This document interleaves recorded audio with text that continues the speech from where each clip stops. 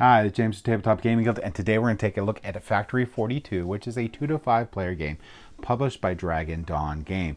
In this game, you're going to be playing as a factory worker trying to improve efficiency, and you're going to be trying to work semi-cooperatively with the other players to do so. But the person with the most points at the end of the game is going to win. Let's go ahead down to the table. Here, I'm going to give you a general idea how the game plays, and then we're going to come back and I'm going to give you my final thoughts.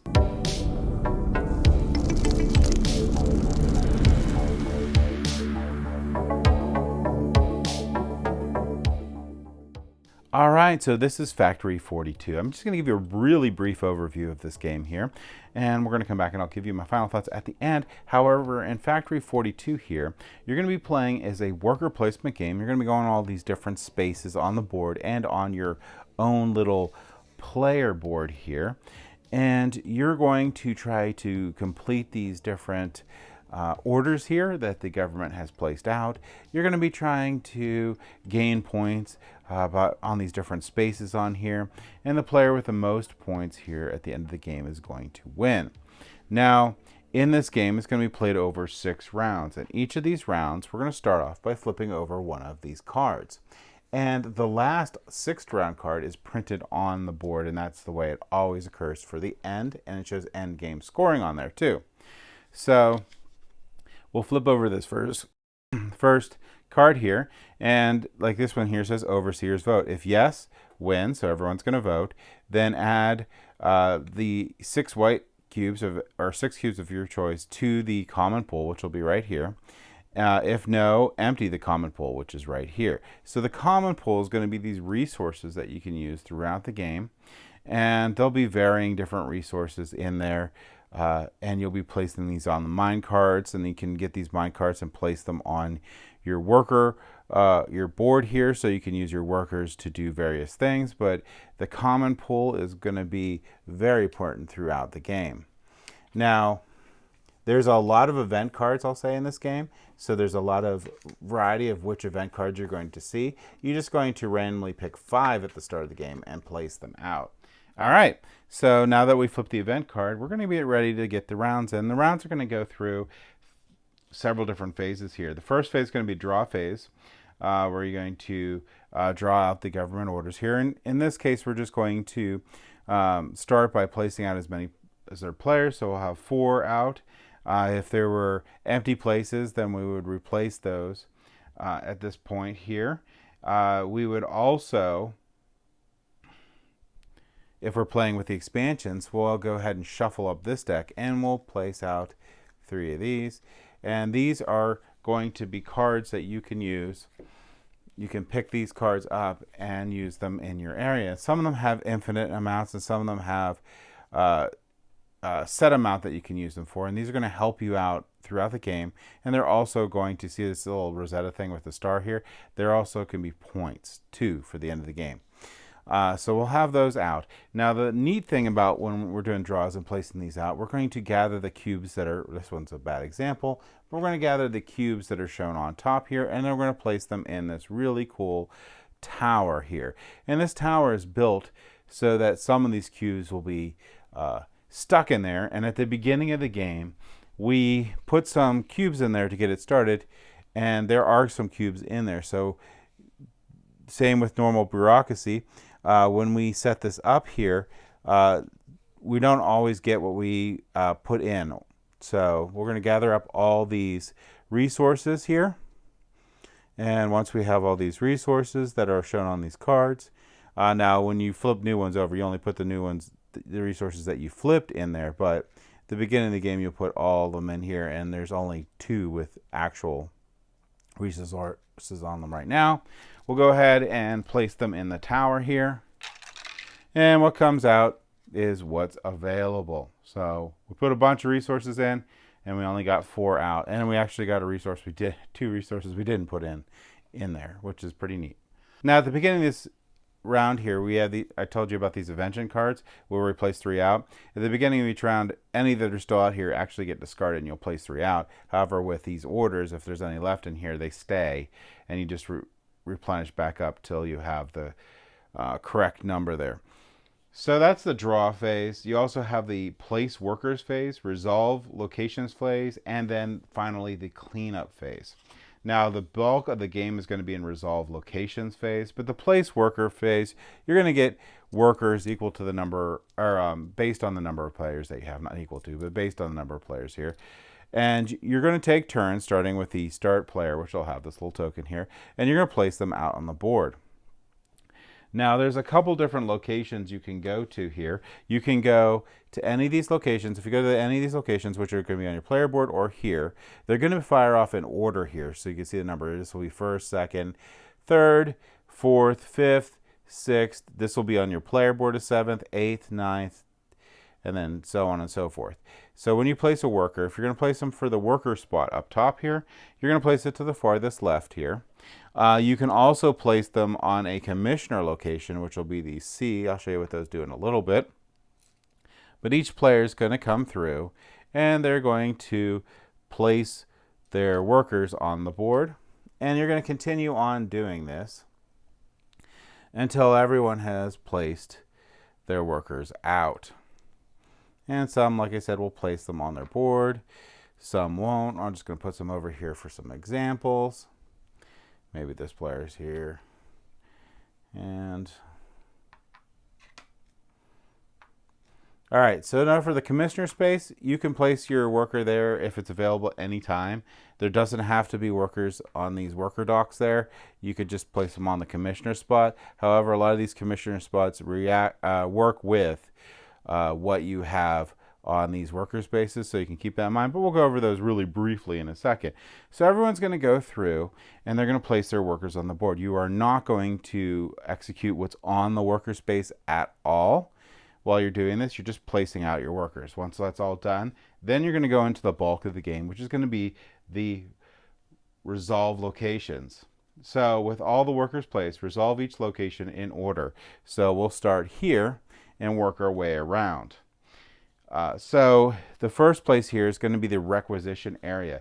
Each worker and commissioner gains an allotted resource points to spend on materials for the common pool, along with the possibility of Rosettas and additional resource points that add supplies to your personal board.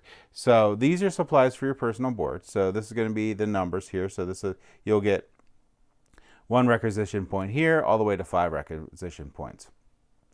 This one here, you're going to get CP, and these CP for your common pool is going to be try not hitting the when you do that.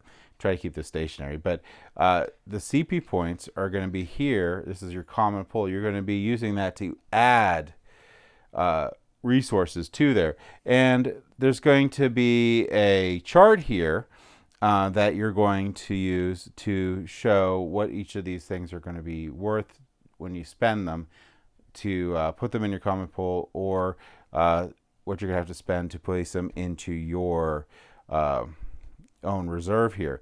Now, one thing I did forget, you will place out a market card at the beginning of the round too. Don't forget to do this. These market cards here, this is a bad example. I want an example. Here's a good example. These market cards are going to show if you can purchase them. So if you see this little dash here, you can't actually get it, or how much you can sell them for. So there's a market action up here. You're going to place that out so you know how that works.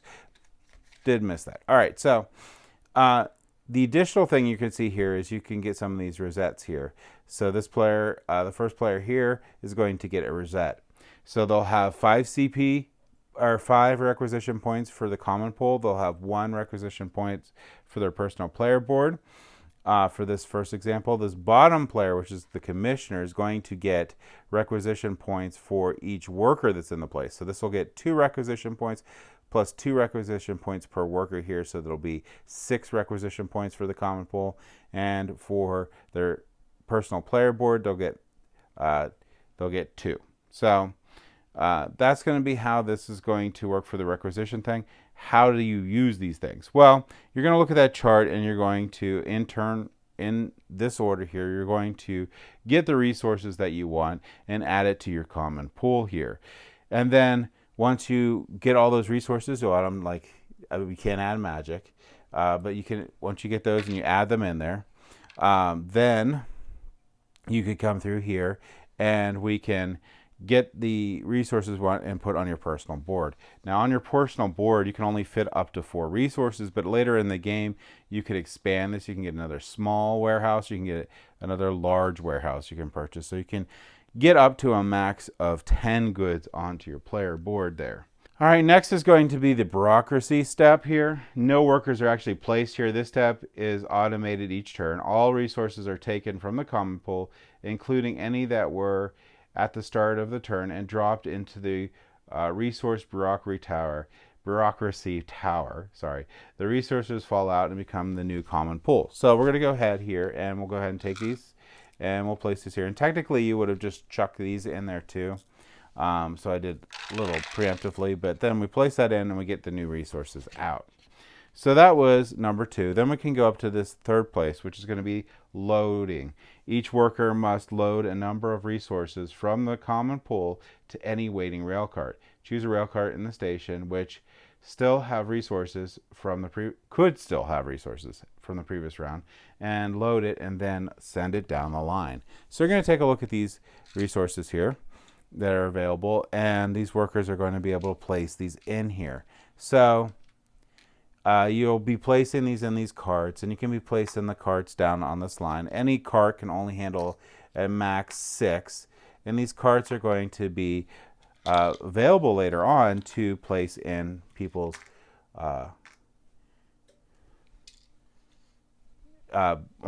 people's player boards here that they can use. All right, so you could also gain points here, Rosetta points. If you're the commissioner, which is this location here, you can also add some more resources in here, but you also get one of those Rosetta stars there too.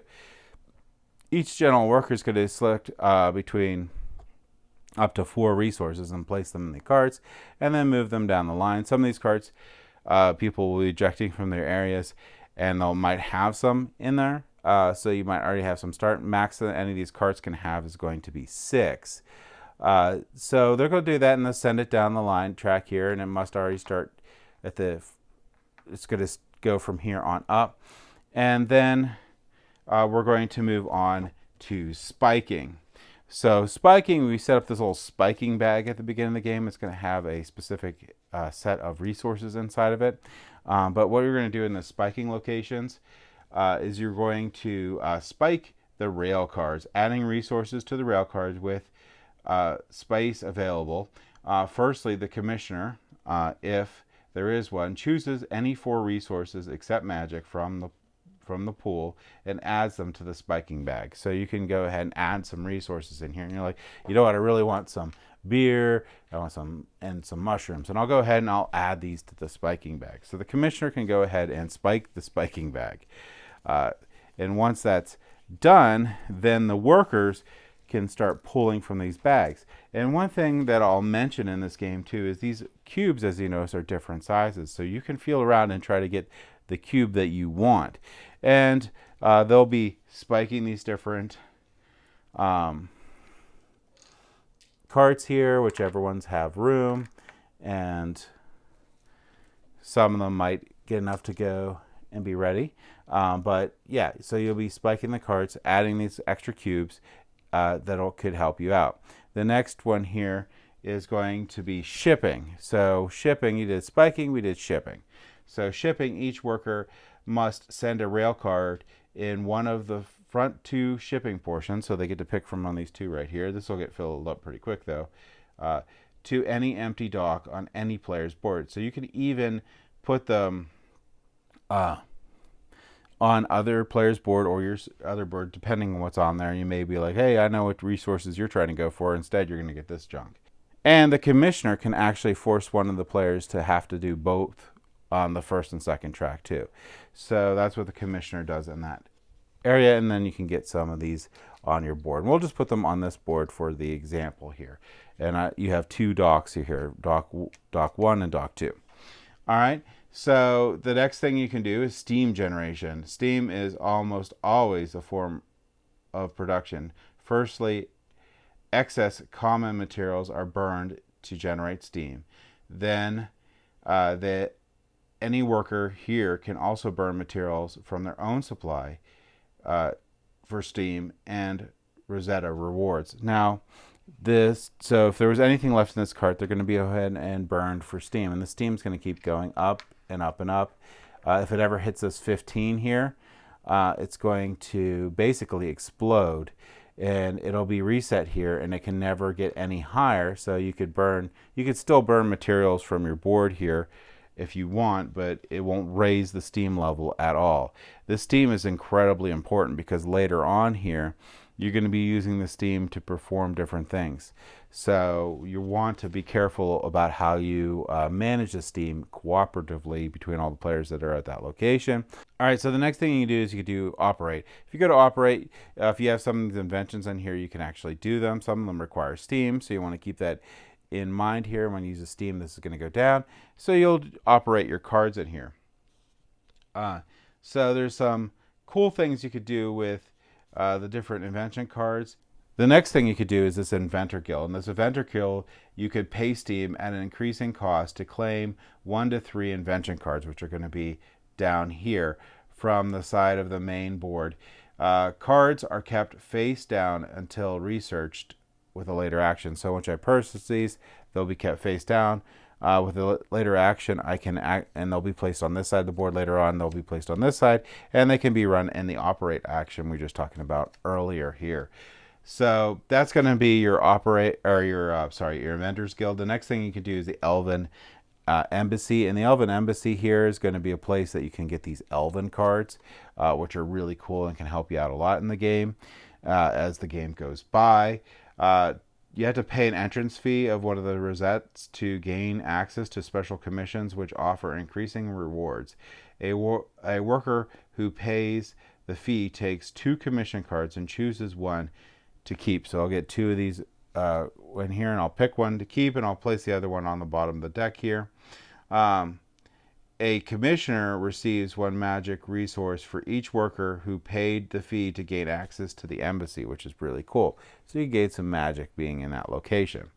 The next thing you can do here is trading, and the trading here is going to be based on this market here. So this is going to be the cost of the materials, so you can buy some materials, and this is going to be what you can gain from selling these different materials here. So basically, exchange resources from your personal supply using the rates shown on the market.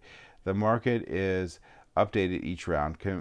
Commissions here are imposed their own door fee of 1 Rosetta to any worker who wants to use the market. Commissioners never trade.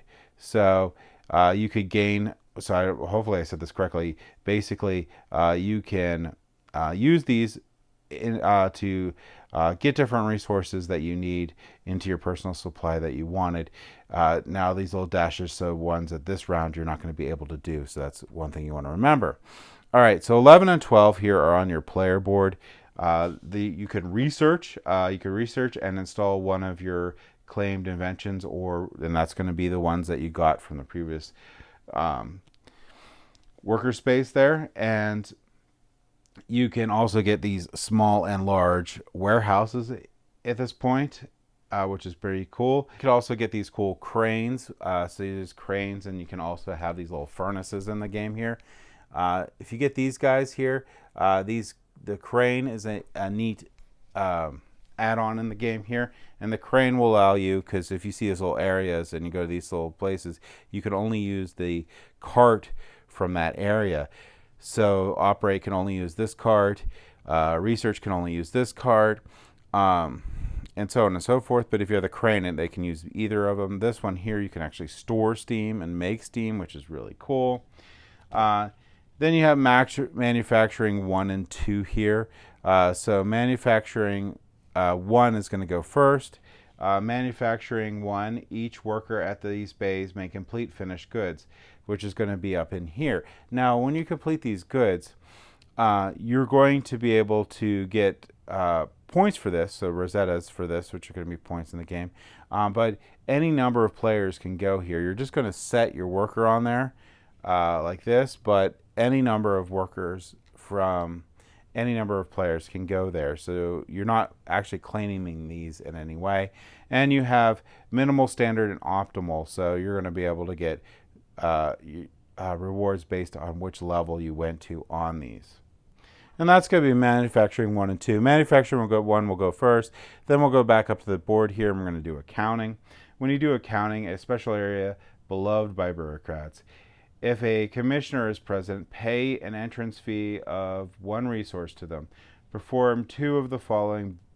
Bribe the committee for a victory point. Call a favor. You can spend the Rosettas for victory points. Exploit your fame. Spend 2 Rosettas for 3 victory points, or cheat. Buy 1 victory point for the price of 3 resources. So that's going to be accounting in here. Then we're going to go on to awards. So that's going to be this 14 and 15 here. And awards here, the government pays points and Rosetta's tones for satisfying order. So that's going to be your rewards for these ones here. And round end.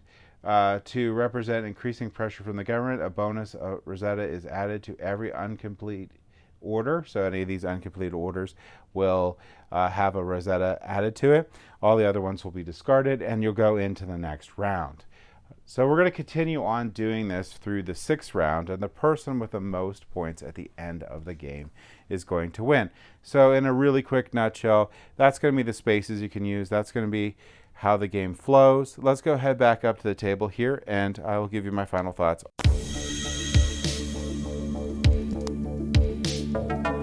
All right, so that was Factory 42. Component quality in this game is really, really good. I love the tower that you get with the game. That reminds me of games like Wallenstein, where you put the cubes in and not all the cubes come out. It's a really interesting sort of mechanic in the game there, where you're trying to get the resources, but they may or may not come out when you put them on the top of the tower. Really like that. This is a very solid worker placement. All the rules are laid out actually on the table or on the board itself. So there's very little flipping back into the rule book to see what's happening. You can just read off what the worker placement space does, and you do it. So I do appreciate that. So it does taper down the learning curve to this game. There's a lot in understanding how those actions work. So I highly suggest that you actually just do 1 round of the game before you start and be like, okay, we're going to do 1 round. I'm going to give you a general idea how the game plays, but we'll do 1 round and then we'll reset and start the game for real. So that way people get the idea of, because it's very important how that order fires in the game for each of those bouts. So once they know that, they're going to have a good chance of being able to perform really well in the game itself. Love all the different orders cards that come out. Really good player negotiation and trying to keep that common pool going and keep what in there what you need. Little really cool sneaky bits where you sneak in your worker to gain advantage of some of those spaces when the placement phase occurs, and that can happen really quickly. Really like all of the different elements of this game. This is a really solid worker placement game. So if you like worker placement games and you like worker placement games that have like a sort of, not a dystopian, but like a really neat sort of like work is great, makes you happy sort of idea to them. This is a really fun game in that aspect and theme. So if you do like worker placement games, I would highly recommend Factory 42. It is a really great game. There's a lot of replayability to it, and there's a ton of strategy to this game. There's a lot of different things that you can do, and it's very important where you place your workers and what you do in the game. And I just think this is a game that you'll get to the table a lot. So that's my thoughts on Factory 42. Thank you for watching.